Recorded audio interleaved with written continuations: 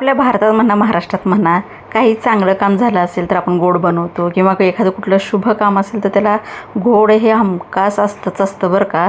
आता तुम्ही म्हणाले हे गोड म्हणते ते हे नेमकं काय आहे? आता कुणी गेस केला असेल, पण ज्यांनी गेस नाही केला त्यांना सांगते, हे ते बनवले आहेत मी बेसनाचे लाडू बरं का. आता एवढी मोठी आपली भारतीय टीम विजेती झाली म्हटल्यावर गोड तर पदार्थ हा झालाच पाहिजे.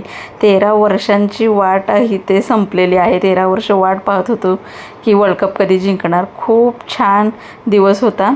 मग म्हटलं आता आपलं काहीतरी गोड झालंच पाहिजे. मग म्हटलं इथे बेसनाचे मस्त तुपातले लाडू बनवूया. आता हे तुपातले लाडू असल्यामुळे काय सारखे पगळतात बरं का, म्हणजे असे घट्ट राहत नाहीत, एकदम खव्यासारखे, पण लागायला खायला एकच नंबर बरं का.